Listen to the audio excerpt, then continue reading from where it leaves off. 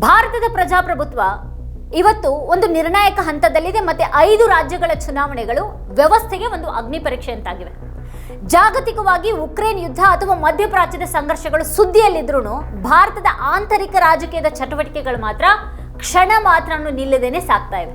ಅಸ್ಸಾಂನಿಂದ ತಮಿಳುನಾಡಿನವರೆಗೆ ಮತ್ತೆ ಪಶ್ಚಿಮ ಬಂಗಾಳದಿಂದ ಕೇರಳದವರೆಗೆ ಹರಡಿರುವಂತಹ ಈ ಕಣದಲ್ಲಿ ಅತ್ಯಂತ ವೈವಿಧ್ಯಮಯ ಮತ್ತೆ ಸಂಕೀರ್ಣವಾದಂತಹ ರಾಜಕೀಯ ಸಮೀಕರಣಗಳಿವೆ. ಒಂದ್ ಕಡೆಗೆ ಅಸ್ಸಾಂನಲ್ಲಿ ಬಿಜೆಪಿ ಆಡಳಿತ ಪಕ್ಷವಾಗಿ ತನ್ನ ಭದ್ರಕೋಟೆಯನ್ನ ಉಳಿಸಿಕೊಳ್ಳುವಂತಹ ಸವಾಲನ್ನ ಎದುರಿಸ್ತಾ ಇದ್ರೆ, ಪಶ್ಚಿಮ ಬಂಗಾಳದಲ್ಲಿ ಅದು ಪ್ರಬಲ ಸವಾಲುಗಾರನಾಗಿ ಮಮತಾ ಬ್ಯಾನರ್ಜಿ ಅವರ ಕೋಟೆಯನ್ನ ಭೇದಿಸೋದಿಕ್ ಪ್ರಯತ್ನ ಪಡ್ತಾ ಇದೆ. ಕೇರಳದಲ್ಲಿ ಎಡರಂಗವು ಸತತ 2ನೇ ಬಾರಿಯ ಆಡಳಿತ ವಿರೋಧಿ ಅಲೆಯನ್ನ ಎದುರಿಸ್ತಾ ಇದ್ರೆ, ತಮಿಳುನಾಡಿನಲ್ಲಿ ಡಿಎಂಕೆ ಮೈತ್ರಿಕೂಟವು ತನ್ನ ಸಾಂಪ್ರದಾಯಿಕ ವರ್ಚಸ್ಸನ್ನ ಉಳಿಸಿಕೊಳ್ಳೋದಿಕ್ ಹೋರಾಡ್ತಾ ಇದೆ. ಈ ಪ್ರಕ್ರಿಯೆಯು ಭಾರತೀಯ ಮತದಾರರ ನಾಡಿ ಮಿಡಿತವನ್ನು ಅಳೆಯುವಂತಹ ಮಾಧ್ಯಮವಾಗಿದ್ದು, ಪ್ರತಿಯೊಂದು ಮತನೂ ದೇಶದ ಪ್ರಜಾಪ್ರಭುತ್ವದ ಮೌಲ್ಯಗಳನ್ನು ಗಟ್ಟಿಗೊಳಿಸುವಲ್ಲಿ ಪ್ರಮುಖ ಪಾತ್ರ ವಹಿಸುತ್ತೆ. ಇದು ಕೇವಲ ಚುನಾವಣೆಗಳೆಲ್ಲ ಬದಲಾಗಿ ಭವಿಷ್ಯದ ಭಾರತದ ರಾಜಕೀಯ ಸಂಸ್ಕೃತಿಯನ್ನ ನಿರ್ಧಾರ ಮಾಡುವಂತಹ ಒಂದು ಮಹತ್ವದ ಪಲ್ಲಟ. ಈ 5 ರಾಜ್ಯಗಳ ಚುನಾವಣಾ ಫಲಿತಾಂಶಗಳು ಕೇವಲ ಆಯಾ ರಾಜ್ಯಗಳಿಗಷ್ಟೇನೆ ಸೀಮಿತವಾಗಿರದೇನೆ ಇಡೀ ರಾಷ್ಟ್ರದ ರಾಜಕೀಯ ದಿಕ್ಕನ್ನೇ ನಿರ್ಧಾರ ಮಾಡುವಂತಹ ದಿಕ್ಸೂಚಿಗಳಾಗಿವೆ. ರಾಷ್ಟ್ರೀಯ ಮಟ್ಟದಲ್ಲಿ ಅಧಿಕಾರವನ್ನ ನಡೆಸ್ತಾ ಇರುವಂತಹ ಬಿಜೆಪಿ ಮತ್ತೆ ಪ್ರಮುಖ ವಿರೋಧ ಪಕ್ಷವಾದಂತಹ ಕಾಂಗ್ರೆಸ್ ಎರಡಕ್ಕೂ ಇದು ಅತ್ಯಂತ ಮಹತ್ವದ ಹೋರಾಟ ಆಗಿದೆ. ಇಲ್ಲಿ ವಿಶೇಷವಾಗಿ ದಕ್ಷಿಣದ ರಾಜ್ಯಗಳಲ್ಲಿ ಮತ್ತೆ ಬಂಗಾಳದಲ್ಲಿ ಪ್ರಧಾನಿ ನರೇಂದ್ರ ಮೋದಿ ಅವರ ವರ್ಚಸ್ಸನ್ನ ಮುಂದಿಟ್ಟುಕೊಂಡು ಬಿಜೆಪಿ ನಡೆಸ್ತಾ ಇರುವಂತಹ ಪ್ರಚಾರ ರಾಷ್ಟ್ರೀಯ ನಾಯಕತ್ವಕ್ಕೆ ರಾಜ್ಯ ಮಟ್ಟದಲ್ಲಿ ಎಷ್ಟು ಮನ್ನಣೆ ಸಿಗಲಿದೆ ಅನ್ನೋದನ್ನ ಸ್ಪಷ್ಟಪಡಿಸ್ತಿದೆ. ಹಾಗೇನೆ ಕಾಂಗ್ರೆಸ್ ಪಕ್ಷಕ್ಕೆ ತನ್ನ ಕಳೆದು ಹೋದಂತಹ ನೆಲೆಯನ್ನ ಮರಳಿ ಪಡೆಯೋದಿಕ್ಕೆ ಮತ್ತೆ ತನ್ನ ಮೈತ್ರಿಕೂಟದ ಶಕ್ತಿಯನ್ನ ಸಾಬೀತುಪಡಿಸೋದಿಕ್ಕೆ ಇದು ಅಗತ್ಯವಾದಂತಹ ಒಂದು ಅವಕಾಶ ಆಗಿದೆ. ಪ್ರಾದೇಶಿಕ ಪಕ್ಷಗಳಾದಂತಹ ಟಿಎಂಸಿ ಮತ್ತೆ ಡಿಎಂಕೆ ಈ ಚುನಾವಣೆಯಲ್ಲಿ ತೋರುವಂತಹ ಸಾಧನೆ ಕೇಂದ್ರ ಸರ್ಕಾರದ ಮೇಲೆ ಪ್ರಾದೇಶಿಕ ಶಕ್ತಿಗಳ ಪ್ರಭಾವ ಎಷ್ಟಿರಲಿದೆ ಅನ್ನೋದನ್ನ ಸಾಬೀತುಪಡಿಸುತ್ತೆ. ಈ ಚುನಾವಣೆಗಳು ವಿರೋಧ ಪಕ್ಷಗಳ ಮೈತ್ರಿಕೂಟದ ಚೌಕಾಶಿಯ ಶಕ್ತಿಯನ್ನ ನಿರ್ಧಾರ ಮಾಡ್ತವೆ ಮತ್ತೆ ಮುಂಬರುವಂತಹ ಸಾರ್ವತ್ರಿಕ ಚುನಾವಣೆಗಳಿಗೆ ಒಂದು ಮಾನಸಿಕ ಸಿದ್ಧತೆಯನ್ನು ಒದಗಿಸುತ್ತವೆ. ಕೇಂದ್ರ ಮತ್ತೆ ರಾಜ್ಯಗಳ ನಡುವಿನ ಒಕ್ಕೂಟ ವ್ಯವಸ್ಥೆಯ ಶಕ್ತಿಯ ಸಮತೋಲನ ಹೇಗೆ ಬದಲಾಗುತ್ತೆ ಅನ್ನೋದು ಈ ತೀರ್ಪಿನ ಮೇಲೇನೆ ಅವಲಂಬಿತ ಆಗಿದೆ. ಇದು ಭಾರತದ ಮುಂದಿನ ದಶಕದ ರಾಜಕೀಯ ಹಾದಿಯನ್ನು ಸಿದ್ಧಪಡಿಸುತ್ತೆ. ಅಸ್ಸಾಂ ರಾಜ್ಯದ ಚುನಾವಣಾ ಕಣ ಇವತ್ತು ಅಭಿವೃದ್ಧಿ ಮತ್ತೆ ಧ್ರುವೀಕರಣದ ಒಂದು ಸಂಕೀರ್ಣ ಸಮ್ಮಿಶ್ರಣವಾಗಿ ಮಾರ್ಪಟ್ಟಿದೆ. ಇಲ್ಲಿ ಮುಖ್ಯಮಂತ್ರಿ ಹಿಮಂತ್ ಬಿಸ್ವಾ ಶರ್ಮಾ ಅವರು ಬಿಜೆಪಿ ಅತ್ಯಂತ ಪ್ರಬಲ ತಂತ್ರಜ್ಞರಾಗಿ ಹೊರಹೊಮ್ಮಿದ್ದು, ಅವರನ್ನ ಅಸ್ಸಾಂನ ಅಮಿತ್ ಶಾ ಅಂತಾನೆ ಬಣ್ಣಿಸಲಾಗ್ತಾ ಇದೆ. 10 ವರ್ಷಗಳ ಆಡಳಿತದ ನಂತರನೂ ಬಿಜೆಪಿಯಲ್ಲಿ ಧ್ರುವೀಕರಣದ ತಂತ್ರವನ್ನೇ ಪ್ರಮುಖವಾಗಿ ಬಳಸ್ತಾ ಇದೆ. ಕ್ಷೇತ್ರಗಳ ಪುನರ್ವಿಂಗಡಣೆಯ ಮೂಲಕ ಮುಸ್ಲಿಂ ಮತದಾರರನ್ನ ನಿರ್ದಿಷ್ಟ 23 ಕ್ಷೇತ್ರಗಳಲ್ಲಿ ಕೇಂದ್ರೀಕೃತಗೊಳಿಸೋದು, ಉಳಿದ 103 ಕ್ಷೇತ್ರಗಳಲ್ಲಿ ಬಿಜೆಪಿಯ ಗೆಲುವಿನ ಹಾದಿಯನ್ನ ಸುಗಮಗೊಳಿಸುವಂತಹ ಒಂದು ಸ್ಪಷ್ಟ ರಾಜಕೀಯ ಉದ್ದೇಶವನ್ನ ಇದು ಹೊಂದಿದೆ. ಇನ್ನು ಮತ್ತೊಂದು ಕಡೆಗೆ ಕಾಂಗ್ರೆಸ್ ಪಕ್ಷ ಗೌರವ್ ಗೊಗೊಯ್ ಅವರ ನೇತೃತ್ವದಲ್ಲಿ ತನ್ನ ಅಸ್ತಿತ್ವಕ್ಕಾಗಿ ಹೋರಾಡ್ತಾ ಇದೆ. ಆದ್ರೆ ಪ್ರಮುಖ ನಾಯಕರ ವಲಸೆ ಮತ್ತೆ ಮೈತ್ರಿಕೂಟದ ಅಸ್ಥಿರತೆಯು ಕಾಂಗ್ರೆಸ್ಗೆ ದೊಡ್ಡ ಹಿನ್ನಡೆಯನ್ನು ತಂದೊಡ್ಡಿದೆ. ಹೇಮಂತ್ ಅವರ ತೀವ್ರ ಜನಪ್ರಿಯತೆ ಮತ್ತೆ ಕೆಳ ಹಂತದ ಸಂಘಟನಾ ಶಕ್ತಿ ಬಿಜೆಪಿಗೆ ಇಲ್ಲಿ ಮೇಲುಗೈ ನೀಡುವಂತಹ ಸಾಧ್ಯತೆಗಳಿದ್ರೂ, ಜನರ ಮೂಲಭೂತ ಸಮಸ್ಯೆಗಳು ಮತ್ತೆ ಸ್ಥಳೀಯ ಅಸ್ಮಿತೆಯ ಪ್ರಶ್ನೆಗಳು ಮತದಾನದ ಮೇಲೆ ಯಾವ ರೀತಿ ಪ್ರಭಾವವನ್ನು ಬೀರುತ್ತವೆ ಅನ್ನೋದು ಈ ಬಾರಿಯ ಚುನಾವಣೆಯ ಅತ್ಯಂತ ಕುತೂಹಲಕಾರಿ ಅಂಶ ಆಗಿದೆ. ಇದು ಕೇವಲ ಅಧಿಕಾರದ ಪ್ರಶ್ನೆ ಅಲ್ಲ, ಬದಲಾಗಿ ಈಶಾನ್ಯ ಭಾರತದ ಅತಿ ದೊಡ್ಡ ರಾಜ್ಯವಾದಂತಹ ಅಸ್ಸಾಂನ ಸಾಂಸ್ಕೃತಿಕ ಮತ್ತೆ ರಾಜಕೀಯ ಭವಿಷ್ಯದ ದಿಕ್ಕನ್ನ ನಿರ್ಧಾರ ಮಾಡುವಂತಹ ಒಂದು ಮಹತ್ವದ ಹೋರಾಟ ಆಗಿದೆ. ಪಶ್ಚಿಮ ಬಂಗಾಳದಲ್ಲಿ ಮಮತಾ ಬ್ಯಾನರ್ಜಿ ಅವರ ತೃಣಮೂಲ ಕಾಂಗ್ರೆಸ್ ಮತ್ತೆ ಬಿಜೆಪಿಯ ನಡುವಿನ ಹೋರಾಟವು ಭಾರತದ ಅತ್ಯಂತ ತೀವ್ರವಾದ ರಾಜಕೀಯ ಸಂಘರ್ಷಗಳಲ್ಲಿ ಒಂದಾಗಿದೆ. ಮಮತಾ ಬ್ಯಾನರ್ಜಿ ಅವರು 2011ರಿಂದ ಅಧಿಕಾರದಲ್ಲಿದ್ದು ಸುಮಾರು 15 ವರ್ಷಗಳ ಕಾಲ ತ್ರಿವಳಿ ಆಡಳಿತ ವಿರೋಧಿ ಅಲೆಯನ್ನ ಎದುರಿಸ್ತಾ ಇದ್ರು ಅವ್ರ ವೈಯಕ್ತಿಕ ವರ್ಚಸ್ಸು ಇನ್ನೂ ಕೂಡ ಕುಗ್ಗಿಲ್ಲ ಅನ್ನೋದು ಇಲ್ಲಿ ಗಮನಾರ್ಹ ಅಂಶ ಆಗಿದೆ. 2021ರ ಚುನಾವಣೆಯಲ್ಲಿ ಟಿಎಂಸಿ 48% ಮತಗಳನ್ನು ಪಡೆದಿದ್ರೆ ಬಿಜೆಪಿ 38% ಮತಗಳನ್ನು ಪಡೆದಿತ್ತು. ಇತ್ತೀಚಿನ ಲೋಕಸಭೆ ಚುನಾವಣೆಯಲ್ಲೂ ಕೂಡ ಪ್ರಧಾನಿ ಮೋದಿ ಅವರ ಅಲೆ ಇದ್ರೂ ಟಿಎಂಸಿ ತನ್ನ ಮತ ಹಂಚಿಕೆಯನ್ನ 46%ರಲ್ಲೇನೆ ಕಾಯ್ದುಕೊಳ್ಳುವಲ್ಲಿ ಯಶಸ್ವಿಯಾಗಿದೆ. ಇದು ಮಮತಾ ಅವರ ಭದ್ರಕೋಟೆಯ ಬಲವನ್ನ ತೋರಿಸುತ್ತೆ. ಬಿಜೆಪಿ ಇಲ್ಲಿ ಪ್ರಬಲ ಸವಾಲುಗಾರನಾಗಿ ಹೊರಹೊಮ್ಮಿದ್ರು ಮಮತಾ ಅವರ ಬಂಗಾಳಿ ಅಸ್ಮಿತೆ ಮತ್ತೆ ಅವರ ಜನಪ್ರಿಯ ಸಮಾಜ ಕಲ್ಯಾಣ ಯೋಜನೆಗಳು ಬಿಜೆಪಿಯ ಹಿಂದುತ್ವದ ತಂತ್ರಕ್ಕೆ ಪ್ರಬಲ ಪ್ರತಿರೋಧವನ್ನು ಒಡ್ತಾ ಇವೆ. ಬಂಗಾಳದ ಮತದಾರರು ರಾಷ್ಟ್ರೀಯ ಮತ್ತೆ ರಾಜ್ಯ ಮಟ್ಟದ ಚುನಾವಣೆಗಳಲ್ಲಿ ವಿಭಿನ್ನವಾಗಿ ಚಿಂತೆ ಮಾಡ್ತಾ ಇರೋದು ಅಂಕಿಅಂಶಗಳಿಂದ ಸ್ಪಷ್ಟ ಆಗ್ತಾ ಇದೆ. ಇನ್ನು ಎಡಪಕ್ಷಗಳು ಮತ್ತೆ ಕಾಂಗ್ರೆಸ್ನ ಮೈತ್ರಿಕೂಟ 3ನೇ ಶಕ್ತಿಯಾಗಿ ತನ್ನ ಅಸ್ತಿತ್ವವನ್ನು ಉಳಿಸಿಕೊಳ್ಳೋದಕ್ಕೆ ಪ್ರಯತ್ನ ಪಡ್ತಾ ಇದ್ರು ಇಲ್ಲಿನ ಮುಖ್ಯ ಸ್ಪರ್ಧೆ ಕೇವಲ ದೀದಿ ಮತ್ತೆ ಮೋದಿ ಅವರ ನಡುವಿನ ನೇರ ಪ್ರತಿಷ್ಠೆಯ ಕಣ ಆಗಿದೆ. ಹಿಂಸಾಚಾರ ಮತ್ತೆ ಭ್ರಷ್ಟಾಚಾರದ ಆರೋಪಗಳ ನಡುವೆನೂ ಮಮತಾ ಅವರ ಕೋಟೆಯನ್ನ ಭೇದಿಸೋದು ಬಿಜೆಪಿಗೆ ಅಷ್ಟು ಸುಲಭದ ಹಾದಿ ಅಲ್ಲ. ಇನ್ನು ತಮಿಳುನಾಡಿನ ರಾಜಕೀಯವು ಇವತ್ತು ದ್ರಾವಿಡ ಸಂಪ್ರದಾಯದ ಒಂದು ಮಹತ್ವದ ಘಟ್ಟದಲ್ಲಿದೆ.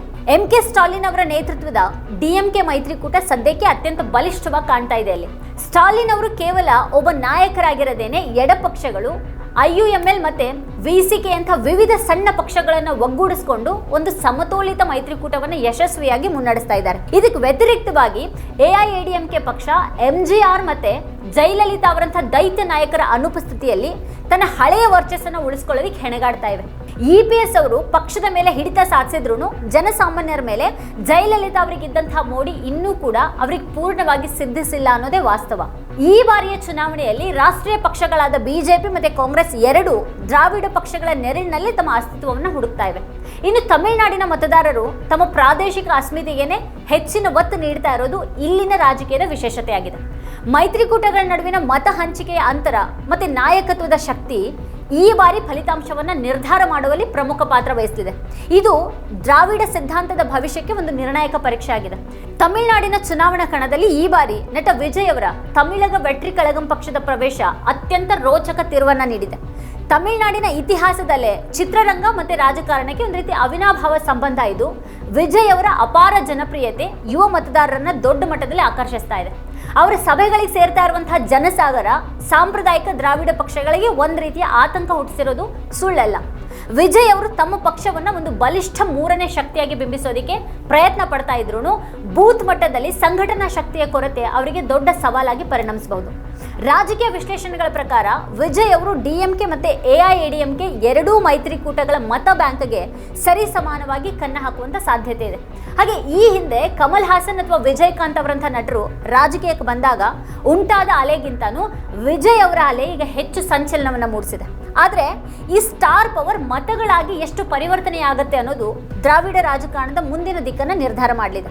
ಇದು ತಮಿಳುನಾಡಿನ ದ್ವಿಪಕ್ಷೀಯ ರಾಜಕಾರಣವನ್ನ ಬಹುಪಕ್ಷೀಯ ಸ್ಪರ್ಧೆಯಾಗಿ ಬದಲಿಸುವಂತ ಎಲ್ಲಾ ಲಕ್ಷಣಗಳು ತೋರ್ತಾ ಇದೆ. ಇನ್ನು ಕೇರಳದ ರಾಜಕೀಯವು ಇವತ್ತು ಅತ್ಯಂತ ನಿರ್ಣಾಯಕ ಘಟ್ಟದಲ್ಲಿದೆ. ಇಲ್ಲಿ ಎಡರಂಗ ಮತ್ತೆ ಕಾಂಗ್ರೆಸ್ ನೇತೃತ್ವದ UDF ನಡುವೆ ನೇರ ಹಣಾಹಣಿ ಏರ್ಪಟ್ಟಿದೆ. ಸತತ 10 ವರ್ಷಗಳ ಆಡಳಿತದ ನಂತರ ಪಿಣರಾಯಿ ವಿಜಯನ್ ಅವರ ನೇತೃತ್ವದ ಎಡರಂಗ ಇವತ್ತು ಪ್ರಬಲವಾದಂತಹ ಆಡಳಿತ ವಿರೋಧಿ ಅಲೆಯನ್ನು ಎದುರಿಸ್ತಾ ಇದೆ. ಕೇರಳದ ಇತಿಹಾಸದಲ್ಲೇ ಪ್ರತಿ 5 ವರ್ಷಕ್ಕೊಮ್ಮೆ ಅಧಿಕಾರ ಬದಲಾಗುವಂಥ ಸಂಪ್ರದಾಯ ಇತ್ತು. ಆದರೆ ಕಳೆದ ಚುನಾವಣೆಯಲ್ಲಿ ಎಡರಂಗವು ಅದನ್ನು ಮುರಿದು ದಾಖಲೆಯನ್ನು ನಿರ್ಮಾಣ ಮಾಡಿತು. ಆದರೂ ಕೂಡ ಇತ್ತೀಚಿನ ಸ್ಥಳೀಯ ಸಂಸ್ಥೆಗಳ ಚುನಾವಣೆ ಮತ್ತು ಲೋಕಸಭೆ ಚುನಾವಣೆಯಲ್ಲಿ UDF ಅಸಾಧಾರಣ ಸಾಧನೆ ಮಾಡಿರೋದು ಎಡಪಕ್ಷಗಳಿಗೆ ಆತಂಕ ತಂದಿದೆ. ರಾಜ್ಯದ ಜನಸಂಖ್ಯೆಯಲ್ಲಿ ಸುಮಾರು 46% ಇರುವಂತಹ ಮುಸ್ಲಿಂ ಮತ್ತು ಕ್ರಿಶ್ಚಿಯನ್ ಅಲ್ಪಸಂಖ್ಯಾತ ಮತದಾರರು ಈ ಬಾರಿ UDF ಪರವಾಗಿ ಒಲವನ್ನು ತೋರಿಸ್ತಾ ಇರೋದು ಇಲ್ಲಿ ಸ್ಪಷ್ಟವಾಗಿ ಕಾಣ್ತಾ ಇದೆ. ಪಿಣರಾಯಿ ವಿಜಯನ್ ಅವರು ಇವತ್ತು ಎಡಪಕ್ಷಗಳ ಏಕೈಕ ದಲಿತ ನಾಯಕರಾಗಿದ್ದು ಸುಮಾರು 81 ವರ್ಷ ವಯಸ್ಸಿನ ಅವ್ರ ನಂತರ ಪಕ್ಷವನ್ನ ಮುನ್ನಡೆಸುವಂತಹ ಸಮರ್ಥ ನಾಯಕತ್ವದ ಕೊರತೆ ಕೂಡ ಇಲ್ಲಿ ಗಂಭೀರವಾಗಿ ಚರ್ಚೆ ಆಗ್ತಾ ಇದೆ. ಈ ಚುನಾವಣೆಯು ಕೇರಳದಲ್ಲಿ ಎಡಪಂಥೀಯ ಸಿದ್ಧಾಂತದ ಉಳಿವು ಮತ್ತೆ ಕಾಂಗ್ರೆಸ್ನ ಮರುಜನ್ಮಕ್ಕೆ ಒಂದು ದೊಡ್ಡ ವೇದಿಕೆ ಆಗಿದೆ.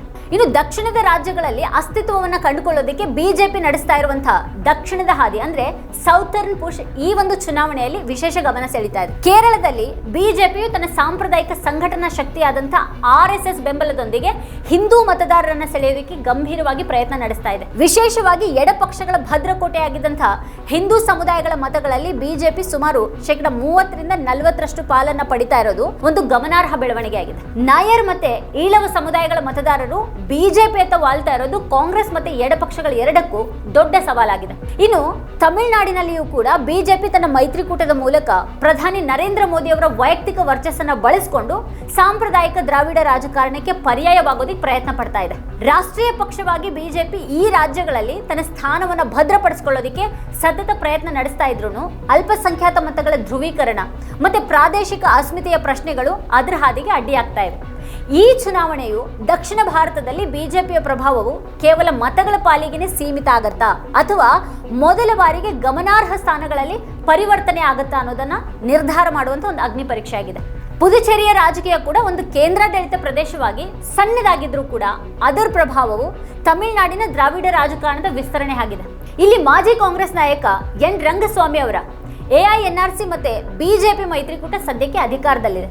ರಂಗಸ್ವಾಮಿ ಅವರು ಜನಸಾಮಾನ್ಯರ ಜೊತೆಗೆ ಸುಲಭವಾಗಿ ಬೆರೆಯುವ ಮತ್ತೆ ಸಾಮಾನ್ಯ ಜನರಾಗಿ ಬೈಕ್ ಸವಾರಿ ಮಾಡುವಂತ ಮತ್ತೆ ಟೀ ಸ್ಟಾಲ್ಗಳಲ್ಲಿ ಚರ್ಚೆ ಮಾಡುವಂಥ ತಮ್ಮ ಅತ್ಯಂತ ಸರಳ ವ್ಯಕ್ತಿತ್ವದ ಮೂಲಕ ಇವತ್ತಿಗೂ ಕೂಡ ಅಪಾರ ಜನಪ್ರಿಯತೆಯನ್ನು ಉಳಿಸಿಕೊಂಡಿದ್ದಾರೆ.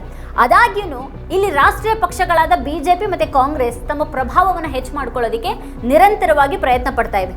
ಇದು ಪ್ರಾದೇಶಿಕ ಪಕ್ಷಗಳೊಂದಿಗೆ ಸೀಟ್ ಹಂಚಿಕೆ ಸಂಘರ್ಷಕ್ಕೆ ಕಾರಣ ಆಗ್ತಾ ಇದೆ. ಇನ್ನು ಆಡಳಿತ ಪಕ್ಷದ ಮೇಲೆ ಒಂದಿಷ್ಟು ಆಡಳಿತ ವಿರೋಧಿ ಅಲೆ ಇದ್ರೂ ವಿರೋಧ ಪಕ್ಷವಾದಂತಹ ಕಾಂಗ್ರೆಸ್ ಅದನ್ನು ಸಮರ್ಥವಾಗಿ ಬಳಸಿಕೊಳ್ಳುವಲ್ಲಿ ಇನ್ನೂ ಸಂಪೂರ್ಣವಾಗಿ ಯಶಸ್ವಿಯಾಗಿಲ್ಲ. ಡಿಎಂಕೆ ಪಕ್ಷ ಇಲ್ಲಿ ತನ್ನ ಪ್ರಭಾವವನ್ನು ವಿಸ್ತರಿಸೋದಕ್ಕೆ ಹವಣಿಸ್ತಾ ಇದ್ರೂ ಕಾಂಗ್ರೆಸ್ ಅದಕ್ಕೆ ಹೆಚ್ಚಿನ ಅವಕಾಶವನ್ನ ನೀಡ್ತಾ ಇಲ್ಲ. ಹೀಗಾಗಿ ಪುದುಚೇರಿಯು ಈ ಬಾರಿಯ ಚುನಾವಣೆಯು ಕೇಂದ್ರದ ನಿಯಂತ್ರಣ ಮತ್ತೆ ಪ್ರಾದೇಶಿಕ ಆಶೋತ್ತರಗಳ ನಡುವಿನ ಒಂದು ಸೂಕ್ಷ್ಮ ಹಗ್ಗಜಗ್ಗಾಟವಾಗಿ ಮಾರ್ಪಟ್ಟಿದೆ. ಇದು ದ್ರಾವಿಡ ಮಣ್ಣಿನಲ್ಲಿ ರಾಷ್ಟ್ರೀಯ ಪಕ್ಷಗಳ ಅಸ್ತಿತ್ವಕ್ಕೆ ಹೊಸ ಆಯಾಮವನ್ನು ನೀಡಲಿದೆ. ಇವತ್ತಿನ ಭಾರತೀಯ ಚುನಾವಣಾ ವ್ಯವಸ್ಥೆಯಲ್ಲಿ ಮಹಿಳಾ ಮತದಾರರು ಮೌನ ಕ್ರಾಂತಿಯನ್ನ ಮಾಡುವ ಮೂಲಕ ಅತ್ಯಂತ ಪ್ರಬಲವಾದ ಕಿಂಗ್ ಮೇಕರ್ಗಳಾಗಿ ಹೊರಹೊಮ್ಮಿದ್ದಾರೆ. ಪಶ್ಚಿಮ ಬಂಗಾಳದ ಮಮತಾ ಬ್ಯಾನರ್ಜಿ ಅವರ ಲಕ್ಷ್ಮೀರ್ ಭಂಡಾರ್ ಅಥವಾ ಕೇರಳದ ವಿವಿಧ ಸಮಾಜ ಕಲ್ಯಾಣ ಯೋಜನೆಗಳು ಮಹಿಳೆಯರ ಆರ್ಥಿಕ ಸಬಲೀಕರಣಕ್ಕೆ ನೇರವಾಗಿ ಸಹಕಾರಿಯಾಗ್ತಾ ಇವೆ. ಇಂತಹ ಯೋಜನೆಗಳು ಜಾತಿ, ಧರ್ಮ ಮತ್ತೆ ಸಿದ್ಧಾಂತಗಳ ಗಡಿಗಳನ್ನು ಮೀರಿ ಒಂದು ನಿಷ್ಠಾವಂತ ಮತ ಬ್ಯಾಂಕ್ ಅನ್ನು ಸೃಷ್ಟಿ ಮಾಡ್ತವೆ. ಕುಟುಂಬದ ನಿರ್ವಹಣೆಯಲ್ಲಿ ಮಹಿಳೆಯರಿಗೆ ನೇರವಾಗಿ ಹಣಕಾಸಿನ ನೆರವು ಸಿಗೋದು ಆಡಳಿತ ಪಕ್ಷಗಳ ಮೇಲಿನ ಆಡಳಿತ ವಿರೋಧಿ ಅಲೆಯನ್ನು ತಗ್ಗಿಸುವಲ್ಲಿ ನಿರ್ಣಾಯಕ ಪಾತ್ರ ವಹಿಸುತ್ತವೆ. ತಮಿಳುನಾಡು ಮತ್ತೆ ಅಸ್ಸಾಂನಲ್ಲಿಯೂ ಕೂಡ ಮಹಿಳೆಯರನ್ನ ಗುರಿಯಾಗಿಸಿಕೊಂಡೇನೆ ಘೋಷಣೆ ಮಾಡಲಾಗಿರುವಂತಹ ಉಚಿತ ಕೊಡುಗೆಗಳು ಮತ್ತೆ ಕಲ್ಯಾಣ ಕಾರ್ಯಕ್ರಮಗಳು ಚುನಾವಣಾ ಪ್ರಚಾರದ ಕೇಂದ್ರ ಬಿಂದು ಆಗಿವೆ. ರಾಜಕೀಯ ಪಕ್ಷಗಳು ಈಗ ಕೇವಲ ಸಿದ್ಧಾಂತಗಳ ಮೇಲೆ ಅವಲಂಬಿತ ಆಗಿರದೇನೆ ಜನರ ದೈನಂದಿನ ಜೀವನದ ಮೇಲೆ ನೇರ ಪ್ರಭಾವ ಬೀರುವಂತಹ ಕಲ್ಯಾಣ ರಾಜಕಾರಣಕ್ಕೆ ಹೆಚ್ಚಿನ ಒತ್ತನ್ನು ನೀಡ್ತಾ ಇವೆ. ಈ ಸೈಲೆಂಟ್ ವೋಟರ್ ಸಮುದಾಯ ಯಾರ ಪರವಾಗಿ ವಾಲತ್ತೆ ಅನ್ನೋದು ಈ 5 ರಾಜ್ಯಗಳ ಚುನಾವಣಾ ಫಲಿತಾಂಶವನ್ನ ಮರು ರೂಪಿಸಬಲ್ಲಂತಹ ಅತಿ ದೊಡ್ಡ ಶಕ್ತಿಯಾಗಿದೆ. ಇವತ್ತಿನ ಚುನಾವಣಾ ಕಣವು ಕೇವಲ ಬೀದಿ ಬದಿಯ ಪ್ರಚಾರ ಅಥವಾ ಬಹಿರಂಗ ಸಭೆಗಳಿಗೆ ಮಾತ್ರ ಸೀಮಿತ ಆಗಿಲ್ಲ. ಬದಲಾಗಿ ಇದು ಡಿಜಿಟಲ್ ಲೋಕದ ಒಂದು ಅತ್ಯಂತ ಸಂಕೀರ್ಣ ಮತ್ತು ತಾಂತ್ರಿಕ ಯುದ್ಧವಾಗಿ ಮಾರ್ಪಟ್ಟಿದೆ. ಸಾಮಾಜಿಕ ಜಾಲತಾಣಗಳಾದಂಥ ಎಕ್ಸ್, ಇನ್ಸ್ಟಾಗ್ರಾಮ್ ಮತ್ತು ವಾಟ್ಸ್ಆ್ಯಪ್ ಇವತ್ತು ಮತದಾರರ ಅಭಿಪ್ರಾಯವನ್ನು ರೂಪಿಸುವಲ್ಲಿ ಮತ್ತು ಸುಳ್ಳು ಸುದ್ದಿಗಳ ನಡುವೆ ಸತ್ಯವನ್ನು ಮರೆಮಾಚುವಲ್ಲಿ ನಿರ್ಣಾಯಕ ಪಾತ್ರ ವಹಿಸ್ತವೆ. ಪ್ರತಿ ರಾಜಕೀಯ ಪಕ್ಷ ಕೂಡ ತನ್ನದೇ ಆದಂಥ ಒಂದು ಬಲಿಷ್ಠ IT ಸೆಲ್ ಮೂಲಕ ಡೇಟಾ ಅನಾಲಿಟಿಕ್ಸ್ ಅನ್ನು ಬಳಸಿಕೊಂಡು ಪ್ರತಿಯೊಬ್ಬ ಮತದಾರನ ಆಸಕ್ತಿ ಮತ್ತೆ ಒಲವಿಗೆ ತಕ್ಕ ಹಾಗೆ ವೈಯಕ್ತಿಕ ಸಂದೇಶಗಳನ್ನು ರವಾನಿಸ್ತಾ ಇದೆ. ಇಲ್ಲಿ ವಿಶೇಷವಾಗಿ ತಮಿಳುನಾಡಿನಲ್ಲಿ ನಟ ವಿಜಯ್ ಅವರಂತಹ ತಾರೆಗಳ ಪ್ರಚಾರ ಡಿಜಿಟಲ್ ವೇದಿಕೆಗಳಲ್ಲಿ ಕ್ಷಣಾರ್ಧದಲ್ಲಿ ಲಕ್ಷಾಂತರ ಜನರನ್ನ ತಲುಪ್ತಾ ಇದ್ದು ಸಾಂಪ್ರದಾಯಿಕ ಮಾಧ್ಯಮಗಳಿಗಿಂತಲೂ ಹೆಚ್ಚು ಪ್ರಭಾವಶಾಲಿಯಾಗಿ ಹೊರಹೊಮ್ಮಿದೆ. ಕೃತಕ ಬುದ್ಧಿಮತ್ತೆ ಅಂದ್ರೆ AI ಮತ್ತೆ ಡೀಫೇಕ್ ತಂತ್ರಜ್ಞಾನದ ಸವಾಲುಗಳ ನಡುವೆನೂ ಡಿಜಿಟಲ್ ಪ್ರಚಾರ ಚುನಾವಣಾ ವೆಚ್ಚವನ್ನ ಮತ್ತೆ ತಲುಪುವಿಕೆಯನ್ನ ಹೊಸ ಆಯಾಮಕ್ಕೆ ಕೊಂಡೊಯ್ದಿದೆ. ಈ ತಾಂತ್ರಿಕ ಪಲ್ಲಟವು ಮತದಾನದ ದಿನದವರೆಗೂ ಮತದಾರರ ಮನಸ್ಥಿತಿಯನ್ನು ನಿರಂತರವಾಗಿ ಬದಲಾಯಿಸುವಂತ ಒಂದು ಶಕ್ತಿಯನ್ನು ಹೊಂದಿದ್ದು ಅಭ್ಯರ್ಥಿಗಳಿಗಿಂತ ಹೆಚ್ಚಾಗಿ ಅವರ ಸಾಮಾಜಿಕ ಜಾಲತಾಣದ ತಂತ್ರಗಾರಿಕೆನೇ ಗೆಲುವಿನ ಹಾದಿಯನ್ನು ನಿರ್ಧಾರ ಮಾಡುವಂತಹ ಅತಿ ದೊಡ್ಡ ಅಂಶವಾಗಿ ಹೊರಹೊಮ್ತಾ ಇದೆ. ಅಂದ್ರೆ ಅಂತಿಮವಾಗಿ ಈ 5 ರಾಜ್ಯಗಳ ಚುನಾವಣಾ ಫಲಿತಾಂಶಗಳು ಭಾರತದ ಒಕ್ಕೂಟ ವ್ಯವಸ್ಥೆಯ ಭವಿಷ್ಯದ ದಿಕ್ಕನ್ನ ನಿರ್ಧಾರ ಮಾಡುವಂತಹ ಅತ್ಯಂತ ನಿರ್ಣಾಯಕ ದಿಕ್ಸೂಚಿಗಳಾಗಲಿವೆ. ಮೇ ತಿಂಗಳ ಮೊದಲ ವಾರದಲ್ಲಿ ಪ್ರಕಟವಾಗಲಿರುವಂತಹ ಈ ಮಹತ್ವದ ತೀರ್ಪು ಕೇವಲ ಅಧಿಕಾರ ಬದಲಾವಣೆಯ ಪ್ರಶ್ನೆ ಅಲ್ಲ, ಬದಲಾಗಿ ಪ್ರಾದೇಶಿಕ ಅಸ್ಮಿತೆ ಮತ್ತು ರಾಷ್ಟ್ರೀಯ ಮಹತ್ವಾಕಾಂಕ್ಷೆಗಳ ನಡುವಿನ ಸಂಘರ್ಷದ ಫಲಿತಾಂಶ ಆಗಿದೆ.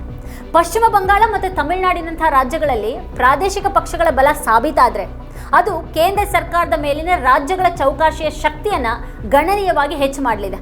ಅಸ್ಸಾಂ ಮತ್ತು ಕೇರಳದ ಫಲಿತಾಂಶಗಳು ರಾಷ್ಟ್ರೀಯ ಪಕ್ಷಗಳಾದಂತಹ ಬಿಜೆಪಿ ಮತ್ತು ಕಾಂಗ್ರೆಸ್ಗೆ ತಮ್ಮ ಅಸ್ತಿತ್ವ ಮತ್ತು ಸಿದ್ಧಾಂತದ ಉಳಿವಿಗಾಗಿ ಅತ್ಯಂತ ಅವಶ್ಯಕವಾದಂತಹ ಮೈಲಿಗಲ್ಲುಗಳಾಗಿವೆ. ಈ ಇಡೀ ಚುನಾವಣಾ ಪ್ರಕ್ರಿಯೆಯು ಭಾರತೀಯ ಮತದಾರರ ಪ್ರಬುದ್ಧತೆಯನ್ನು ಮತ್ತೆ ವೈವಿಧ್ಯಮಯ ರಾಜಕೀಯ ವ್ಯವಸ್ಥೆಯಲ್ಲಿ ಪ್ರಜಾಪ್ರಭುತ್ವದ ಮೌಲ್ಯಗಳು ಹೇಗೆ ಕೆಲಸ ಮಾಡುತ್ತವೆ ಅನ್ನೋದನ್ನ ಜಗತ್ತಿಗೆ ಪ್ರತಿಬಿಂಬಿಸುತ್ತೆ. ಸೋಲು ಗೆಲುವುಗಳ ಆಚೆಗೆ ಈ ಮಹಾ ಸಂಗ್ರಾಮವು ದೇಶದ ರಾಜಕೀಯ ಸಂಸ್ಕೃತಿಯನ್ನ ಮರುರೂಪಿಸಲಿದ್ದು ಮುಂಬರುವಂತಹ ಸಾರ್ವತ್ರಿಕ ಚುನಾವಣೆಗಳಿಗೆ ಒಂದು ಭದ್ರವಾದ ಅಡಿಪಾಯವನ್ನು ಹಾಕಿಕೊಡಲಿದೆ.